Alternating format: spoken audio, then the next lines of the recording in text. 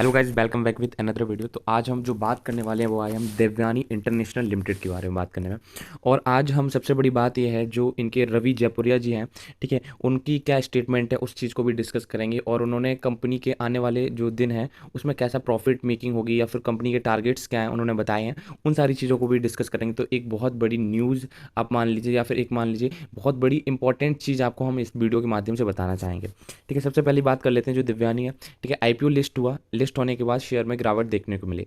ठीक है, और अभी जो ट्रेड कर रहा है वो 116.60 पैसे पे ट्रेड कर रहा है, जो कि आज 2.5% नीचे है। ठीक है, अगर हम बात करते हैं फंडामेंटल्स की कि कंपनी के फंडामेंटल्स कैसे हैं, तो हमको फर्स्टली हम आपको ये बताते हैं, ये जो fast moving consumer goods sector की कंपनी है। अगर इंडस्ट्री की बात करें तो कंज्यूमर फूड्स की जो कंपनी है। ठीक है, तो कंपनी का काम क्या है, कंपनी के पास आउटफिट है, किसका आउटफिट, KFC हो गया, पिज़्ज़ा हट हो गया, कोस्टा कॉफ़ी हो गया, इन सब के।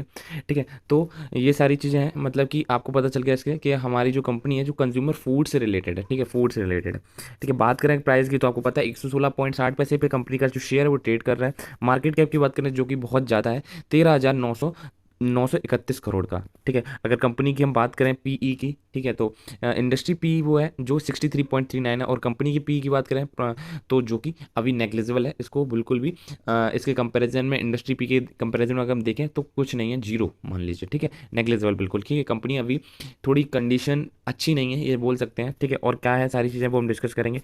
कंपनी कंपनी के जो रिजल्ट्स हैं, जो रिजल्ट्स अभी तक आए हैं, उन सारी चीज़ों के बारे में बात करेंगे। ठीक है, पहले हम एनुअल रिजल्ट के बारे में बात करें। अच्छा, यहाँ पे रिजल्ट्स यहाँ पे कंपनी के नहीं दिए हुए हैं।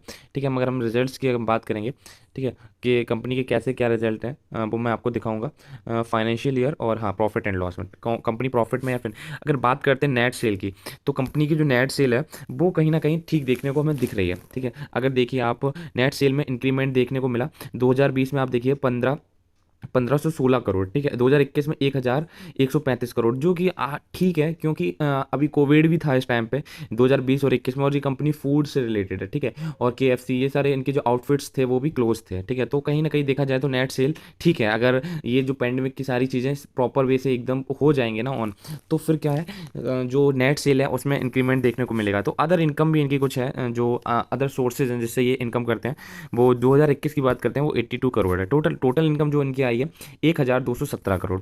एक्सपेंडिचर की बात करें तो 954 करोड़ का इनका एक्सपेंडिचर भी हुआ है। और प्रॉफिट आफ्टर टैक्स की अगर हम बात करें तो प्रॉफिट आफ्टर टैक्स में देखा जाए तो कंपनी 63 करोड़ का लॉस है।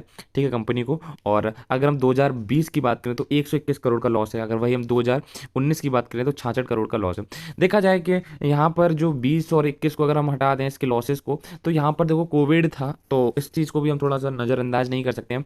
कोविड की वजह से थोड़ा सा कंपनी में चीज़ें थोड़ा सा गड़बड़ देखने को मिली है। तो उनके जो रवि जयपुरिया जी हैं उनका कहना यही है कि कंपनी, अगर ये पेंडेमिक नहीं रहता है और ये सारी चीज़ें सही रहती हैं प्रॉपर वे से, तो कंपनी, उनका कहना है कि कंपनी इस साल ही प्रॉफिट में आ जाएगी, और ये कोई इनके लिए बड़ी बात नहीं है।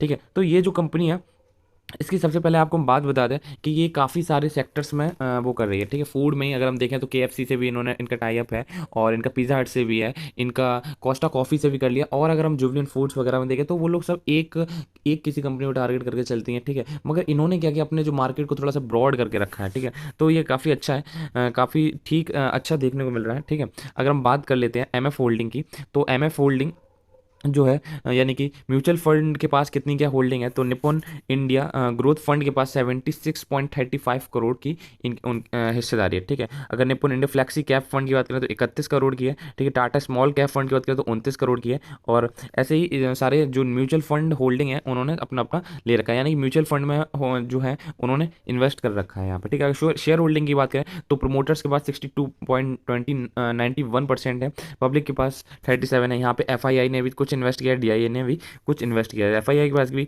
यहाँ पर 7% को कुछ अप्रोक्स देखने को मिल रहा है। ठीक है, अगर हम बात करते हैं, हम चलते हैं सबसे पहले कि जयपुरिया जी हैं, जो रवि जयपुरिया जी, उनके बारे में भी थोड़ा जान लेते हैं, क्योंकि उनके बारे में भी, कंपनी जो जिसकी कंपनी है उसके बारे में भी जानना एक बहुत बड़ी चीज़ है।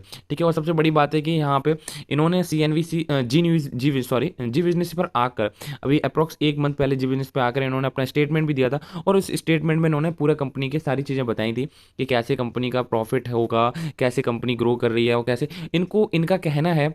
चलिए हम चलते हैं, फिर उसके बाद उस चीज़ में आपको डिस्कस करेंगे। गाइस, अगर आपने हमारे चैनल को सब्सक्राइब नहीं किया है तो प्लीज़ आप चैनल को सब्सक्राइब कर लीजिए, और हम चलते हैं कंपनी के ऑनर के पास।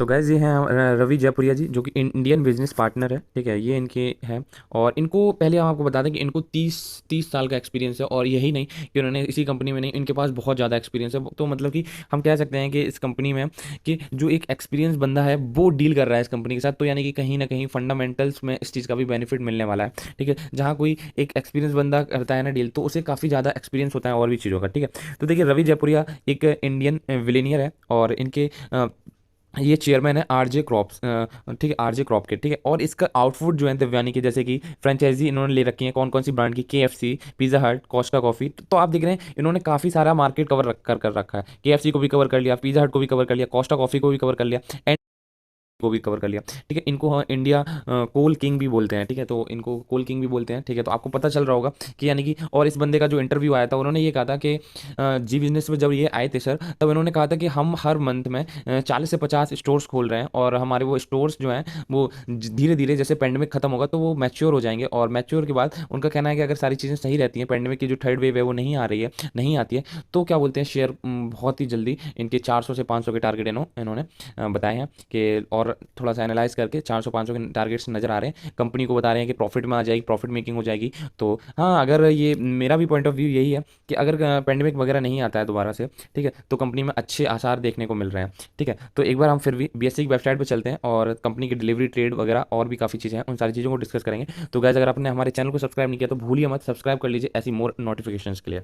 तो यहाँ पे हम टेक्निकल ट्रेंड्स वगैरह सारी चीज़ें डिस्कस करेंगे। तो देखिए सबसे पहले हम चलते हैं अपना कितनी डिलीवरी ट्रेड हुई है उस चीज़ के बारे में हम एक बार देख लेते हैं, नज़र डाल लेते हैं। तो अगर परसेंटेज ऑफ डिलीवरी ट्रेड की बात करें तो देखिए जो 50% हुई है ये कोई ज़्यादा खास नहीं है, एक एवरेज परसेंटेज ऑफ डिलीवरी की बात है, ठीक है। और अगर हम ट्रेडिंग देखें तो ठीक है 50% हो रही है, और यहाँ पर थोड़ा सा शेयर में पैनिक देखने को मिल रहा है, मगर जो लोग लिए हुए हैं उनको मैं यही सजेस्ट करूँगा कि अभी आप थोड़ा सा होल्ड करिए, ठीक है। ये कंपनी का जो फ्यूचर है वो तो देखो बहुत ब्राइट है, और इनके जो ऑनर है, जिनकी उनकी जो स्पीच थी, उनकी जो कमेंट्री थी, उसके पॉइंट ऑफ व्यू से अगर हम देखें तो बहुत अच्छी उन्होंने बातें बोली, और उससे बहुत ही ज़्यादा जो इनके शेयर होल्डर्स हैं उनको भी अंदर बहुत ही ज़्यादा कॉन्फिडेंस आया कि हाँ यार, जब वो बंदा बोल रहा है इस चीज़ के बारे में कि हम इतने स्टोर्स खोल रहे हैं, और अगर पेंडेमिक नहीं होगा तो हमारे जो ये कंपनी प्रॉफिट मेकिंग हो जाएगी, तो भाई देखो टारगेट फिर आपको समझ में आ रहे हैं। अगर कंपनी प्रॉफिट मेकिंग होगी और स्टोर्स ओपन होंगे, अब आपको भी पता है ये जेन्युइन चीज़ है, अगर पेंडेमिक नहीं आता, थर्ड लेयर नहीं आता है, तो ये शेयर रॉकेट हो जाएगा, ठीक है। मगर आप ये भी चीज़ देखिए, अगर अगर थर्ड वेव आती है तो ये शेयर नीचे भी जा सकता है, हो सकता है कि आपको इसके टारगेट 75 या फिर